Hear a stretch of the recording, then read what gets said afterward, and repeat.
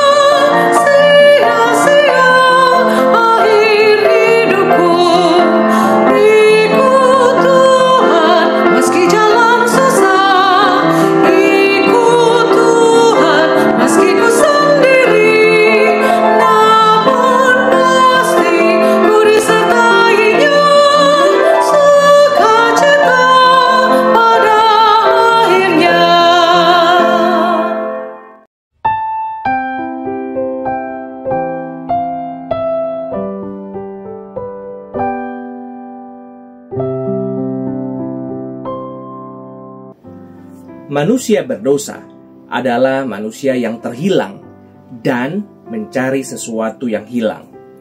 Manusia mencari identitasnya di atas dunia ini, mencari wibawa akan dirinya, mencari perasaan aman di dalam dirinya, dan mencari arah yang kekal. Inilah kehilangan-kehilangan di dalam diri manusia yang sedang dicari terus-menerus, karena telah menjadi kebutuhan yang mutlak bagi dirinya. Apa saja aktualisasi dari setiap kehilangan ini? Secara umum, orang akan mengatakan uang, posisi, pasangan hidup, otoritas, kebebasan, dan sebagainya.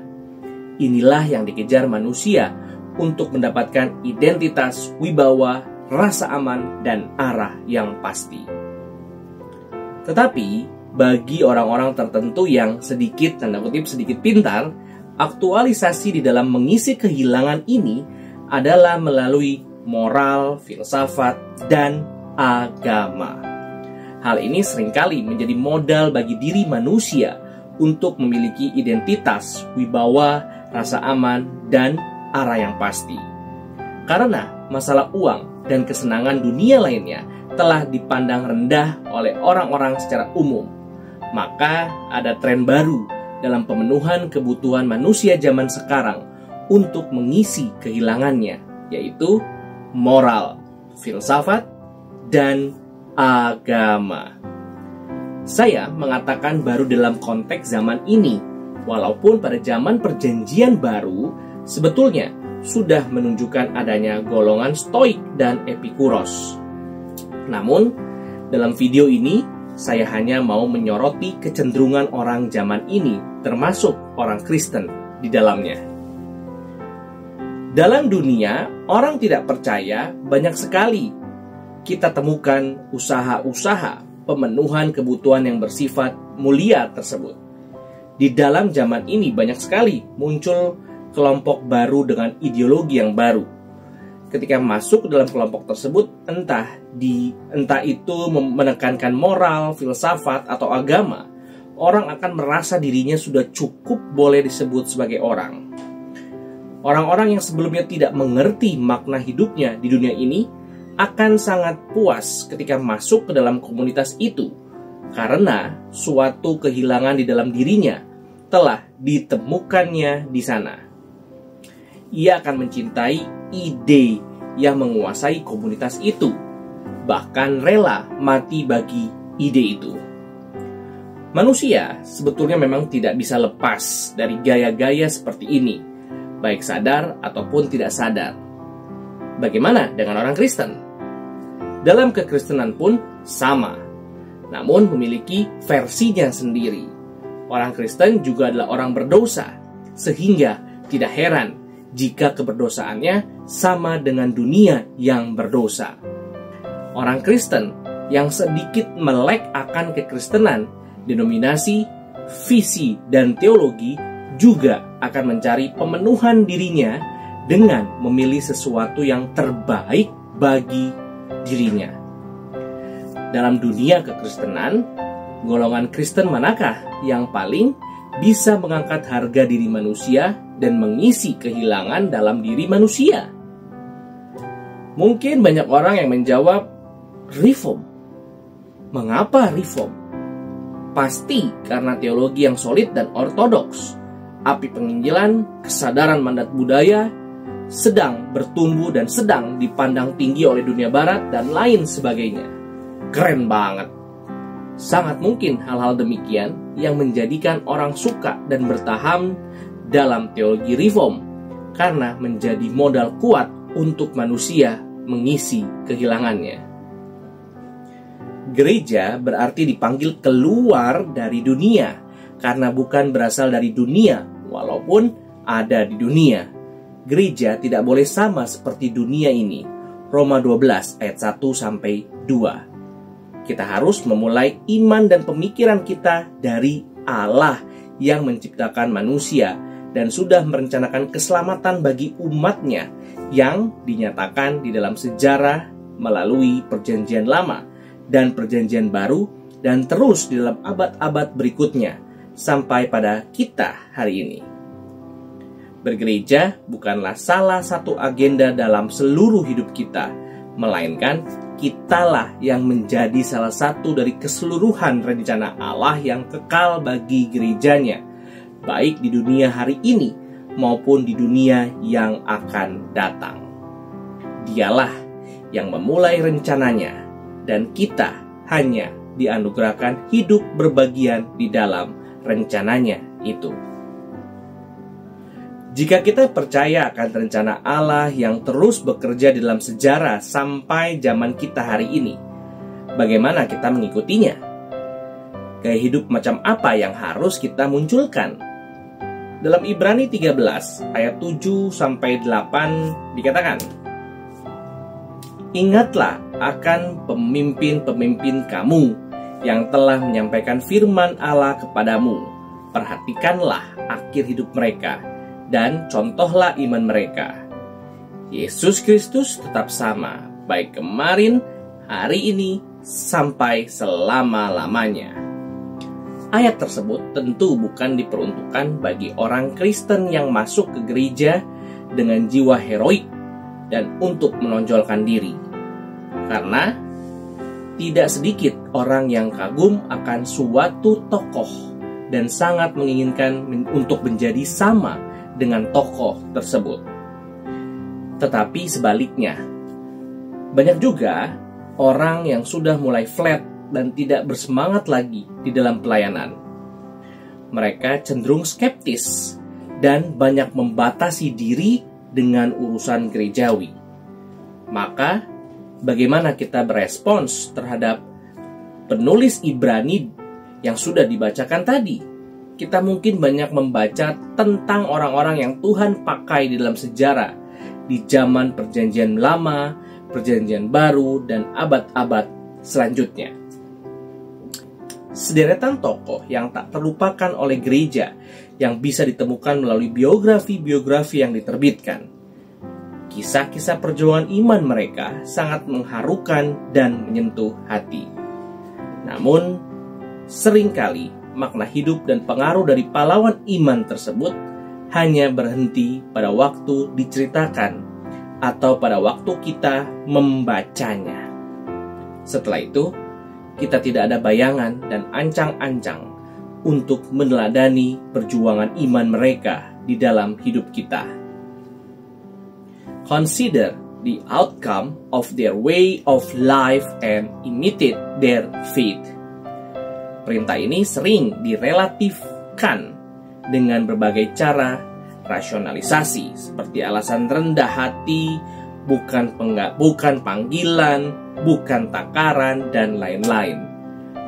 Alasan-alasan demikian sepertinya benar, namun memiliki banyak kebahayaan. Orang akan cenderung berpikir untuk menjadi orang Kristen yang biasa-biasa saja. Menjadi orang Kristen yang biasa-biasa saja adalah tempat yang terasa aman. Kita tidak akan dikritik karena tidak melakukan kewajiban sebagai orang Kristen, dan juga tidak akan dikritik karena terlalu aktif dan radikal. Keadaan inilah yang akan mematikan perjuangan dan perkembangan gereja. Jesus Christ is the same yesterday and today and forever. Dalam hati kita setuju bahwa Tuhan di dalam masa lalu juga sama dengan Tuhan zaman ini. Mungkin kita akan geli untuk mengatakan bahwa Tuhannya Paulus, Agustinus, dan Calvin adalah sama dengan Tuhan kita. Tetapi, benarkah kita percaya akan panggilannya secara pribadi bagi kita masing-masing untuk melakukan pekerjaan Tuhan seperti di masa lalu?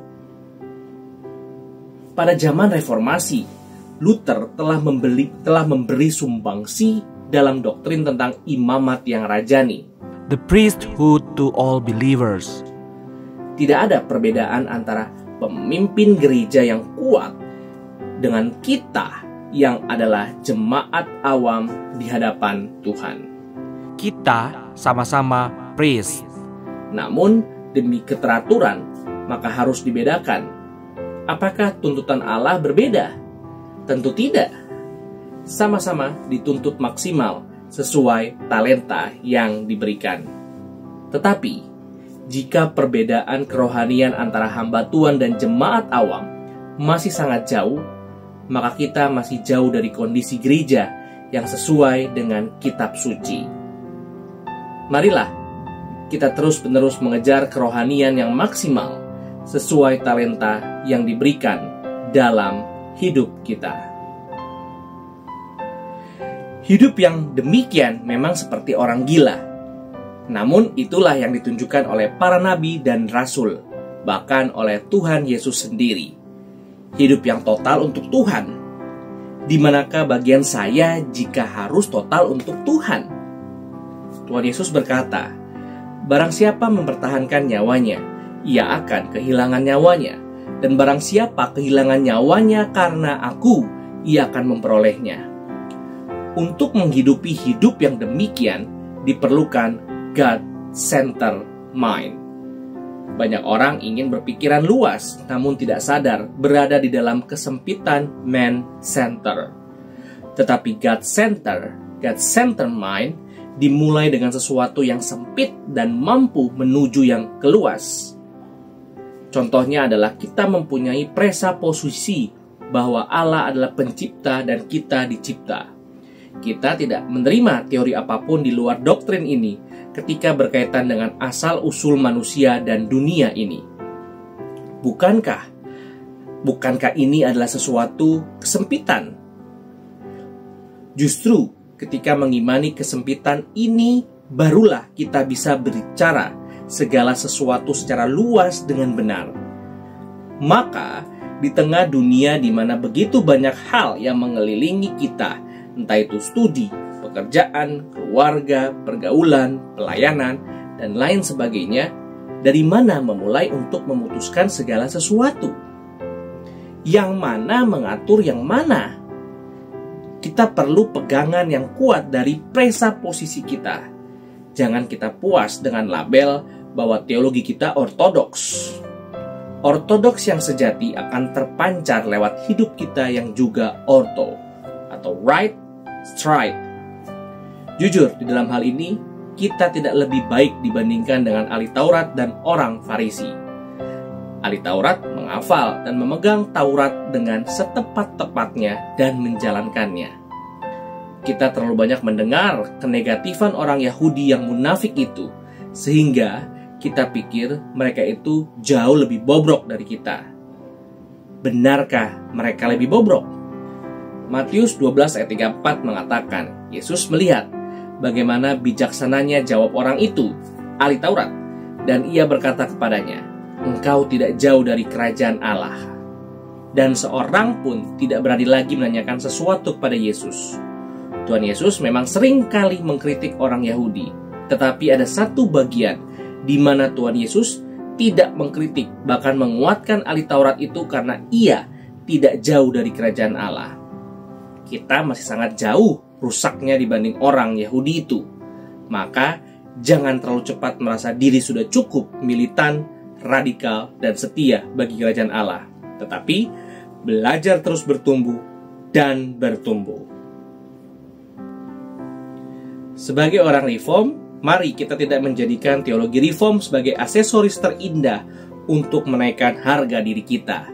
Mari sadar akan begitu kecil dan najisnya kita yang boleh berbagian di dalam kerajaan Allah. Tuhan sudah mengembalikan universal identity, spiritual dignity, inner security, dan eternal direction yang sejati kepada umatnya melalui penebusan Kristus. Kita tidak perlu lagi otonom dan mencari sesuatu dari dunia ini untuk mengisi kehilangan-kehilangan dalam diri kita akibat dosa. Mari sama-sama melayani Tuhan dengan penuh keteguhan iman di dalam kerajaan Allah. Roma 14 ayat 8 mengatakan, sebab jika kita hidup untuk Tuhan, dan jika kita mati untuk Tuhan. Jadi, baik hidup maupun mati, kita adalah milik Tuhan. Adakah orang reform memiliki semangat yang demikian? Terima kasih. Tuhan Yesus memberkati. Puji Allah, puji Allah, puji Allah Tritunggal. Mulia-mulia bagi Allah, pemberi kurnia keselamatan.